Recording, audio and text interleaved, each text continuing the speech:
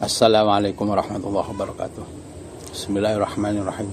Alhamdulillahirabbil alamin.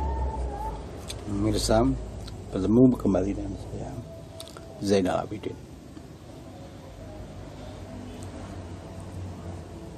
Al-Mahdi dan wujud keadilannya, ya, bagian 2. Tentu sebagai wujud manusia, Al-Mahdi pun juga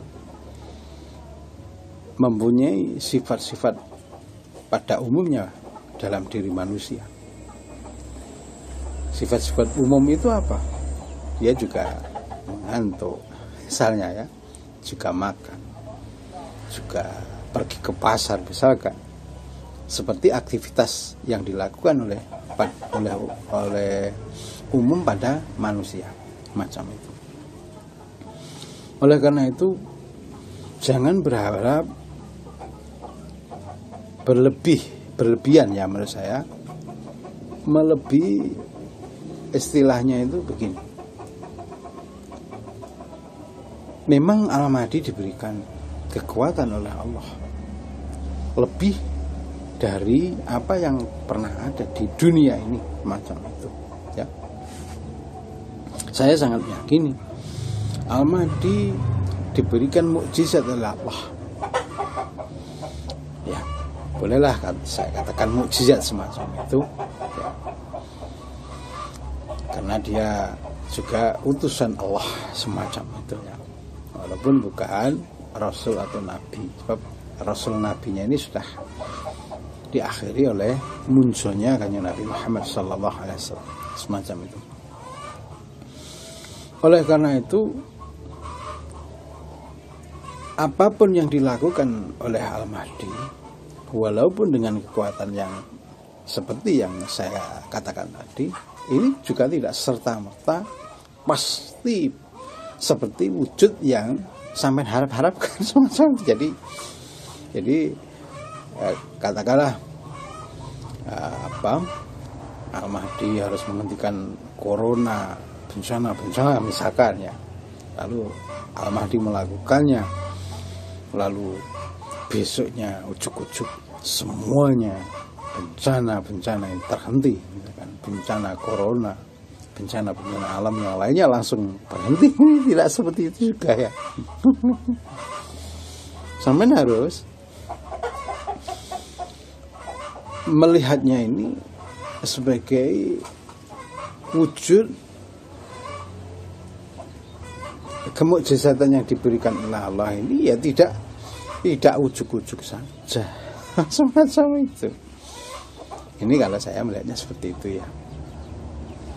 Karena saya sangat meyakini jika saat ini Al-Mahdi sudah muncul, tentu munculnya Al-Mahdi juga akan terus bekerja semacam itu, ya. Artinya apa? Dia tidak akan menampilkan ini loh saya Al-Mahdi lalu bekerja, tidak seperti itu. Jadi diakui dia sebagai Al-Mahdi maupun tidak, dia akan tetap bekerja sesuai kehendak Allah semacam itu. Sehingga tidak ada untuk menampilkan, mengatakan dulu, kemudian biar semua orang tahu, lalu baru bekerja. Tidak seperti itu.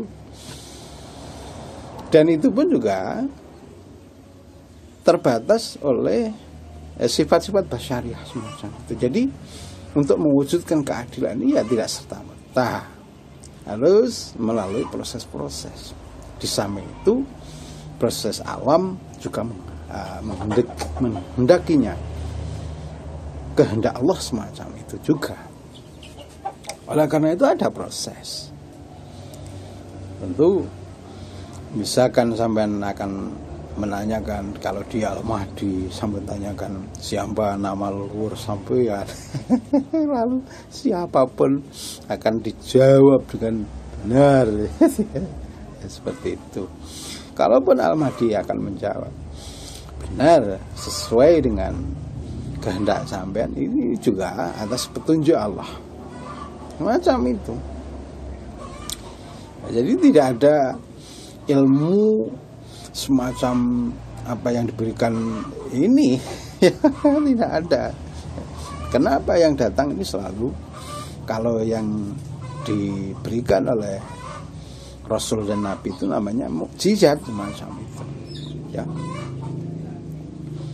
Oleh karena itu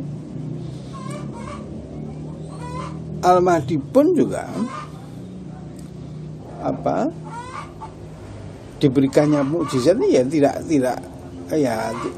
istilahnya tidak ada ilmunya, jadi setiap saat dipakai langsung muncul. Jadi tidak seperti itu juga, ya, karena sebagaimana yang sudah terjadi di zaman dulu di umat-umat terdahulu itu mukjizat itu ya ini kejadiannya ini luar biasa dan itu tidak sering terjadi semacam itu. Misalkan Kanjeng Nabi Muhammad SAW dulu bisa memecah bulan, ya semacam itu karena ada permintaan dari kaum Quraisy yang menghendaki, yang belum percaya dengan Kanjeng Rasul sebagai diutusnya sebagai Rasul, ini ingin membuktikan bahwa seperti yang diminta Quraisy saat itu untuk Nabi membuktikan kenabian sebagai kerasulannya ini memecah bulan semacam itu, sehingga saat bulan benar-benar terpecah ini sebagai mukjizat macam itu, ya. Kemudian siapa? Nabi Isa yang diberikan mukjizat oleh Allah bisa menghidupkan orang mati. Ya tidak serta-merta semua yang meninggal dihidupkan kembali semuanya, tidak seperti itu, ya tidak seperti itu, ya itu loh maksud saya. Saat ini pun juga seperti itu, jadi tidak serta-merta sampean kehendaki langsung semuanya wujud, semuanya nyata seperti kehendak sampean, tidak seperti itu, ya. Walaupun sebenarnya dalam diri Al-Mahdi ini ada kekuatan Allah macam itu, ya. Karena apa ya, ini sudah diutusnya ini sebagai wujud manusia, ya. Sehingga seperti yang digambarkan dalam Al-Quran bahwa di dunia ini sangat tidak pantas untuk menggambarkan atau perwujud dari akhirat semacam itu atau kekuatan Allah semacam itu, sehingga jika ada wujud manusia benar-benar katakanlah sebagai alat untuk tajalinya Allah semacam itu, kalau benar-benar penuh Allah dalam diri seseorang tersebut, tentu manusianya ini jasadnya tidak akan kuat semacam itu, ya. Tidak akan kuat. Ini kita harus berbicara logis semacam itu. Walaupun setiap orang mengatakan, bahkan banyak orang, ya saya tidak mengatakan setiap, ya, tapi banyak orang mengatakan bahwa seseorang dia merasa bahwa dirinya adalah ini tajarinya Allah macam itu, ya, semacam itu. Tapi ya sebenarnya tidak sesederhana itu, ya, sebenarnya tidak seperti itu juga. Kenapa? Karena laisa kamitslihi syai'un semacam itu. Apapun yang masuk logis dalam pemikiran sampean itu ada dalam diri Allah semacam itu. Tetapi apa yang Allah ketahui itu, ya, hanya sedikit yang sampean tahu semacam itu. Oleh karena itu membicarakan Allah, ya, ini tidak sesederhana yang sampean pikirkan sebenarnya. Sebenarnya yang sampean katakan ini sebenarnya ini tidak lebih sampean menjarakan apapun itu ada dalam diri Allah macam itu, ya. Tetapi yang sampean katakan, ya, tidak katakanlah Hanya sedikit yang dari istilahnya yang sampean ketahui dari Allah, semacam itu. Oleh karena itu Allah melimputi siapapun, Allah melimputi apapun, semacam itu. Masuk logika ya, masuk akal juga. Allah bisa, tidak masuk akal juga Allah melimputinya, semacam itu. Sehingga sering saya katakan, saya ingatkan sampai ingatlah ayat yang mengatakan Bismillahirrahmanirrahim. Faman azlamu mimman iftara 'ala Allahil kadziba. Semacam itu. Sehingga membicarakan Allah ya, semacam itu. Ini tidak sesederhana seolah-olah sampai sudah bisa membaca Quran kemudian memahami pelajaran dari Ustaz sampean, lalu ujuk-ujuk sampean sudah berhak mengatakan atau menceritakan tentang Allah, semacam itu. Sebab apa? Sebab pada dasarnya Allah itu sampean bicarakan satu hari satu malam tidak akan selesai. Macam itu.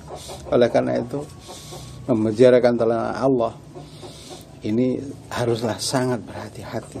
Oleh karena itu sertifikasi ya saya bagi mereka yang diakukan ustadz atau yang mengaku ustadz ini sangat-sangat penting agar apa, nanti yang dikeluarkan dari ustadz atau kiai tersebut itu tidak mengarah pada provokasi. Ya, Bapak-bapak, dalam Al-Quran tidak ada ajaran untuk memprovokasi macam itu. Karena di situ pada intinya Al-Quran sebagaimana yang dikatakan dalam Al-Quran, Bismillahirrahmanirrahim. Innallaha la yanzuru fi suwarikum wa amalikum walakin yanzuru fi qulubikum. Oleh karena itu atas perbuatan hati sampean, baik hati sampean tentu Allah menilainya baik. Tapi jika walaupun kata-kata sampean manis baik, tetapi hati sampean tidak baik, tentu Allah akan mengatakan sesuatu yang tidak baik. Dan apapun yang dikatakan Allah tidak baik, tentunya akan tidak baik bagi sampean, ya, yang dianggapnya tidak baik oleh Allah. Oleh karena itu keadilan yang dilakukan oleh Al-Mahdi ini pun juga mempunyai katakanlah ya tidak apalagi kalau saya melihatnya ada kekuatan ya baik gaib maupun yang nyata, juga ada sebagian yang tidak menginginkan ya terwujudnya keadilan di atas muka bumi ini. Jadi kalau menurut saya melihatnya ada upaya-upaya untuk menjegal Al-Mahdi itu ya. Kalau mereka yang tahu bahwa kemunculan Al-Mahdi adalah bagian tanda-tanda besar kiamat kubro, tentu mereka yang menyadari agar tidak terjadi kiamat itu tentu akan menghalanginya, semacam itu ya. Oleh karena itu kalau saya melihatnya Al-Mahdi akan muncul secara diam-diam ya, semacam itu. Tetapi walaupun secara diam-diam, Al-Mahdi pun juga akan bekerja secara senyap pula, semacam itu ya. Walaupun sampai tidak menilainya dia sebagai Al-Mahdi, dia tentu akan bekerja ya, atas kehendak Allah, semacam itu ya. Oleh karena itu ya mudah-mudahan pedang Al-Mahdi yang sudah terhunus ini dan siap memerantas siapapun yang berbuat kezaliman ini benar-benar bisa mengalahkan siapapun yang menghalanginya, baik yang gaib maupun yang nyata. semacam itu ya. Kemudian, assalamualaikum warahmatullahi wabarakatuh.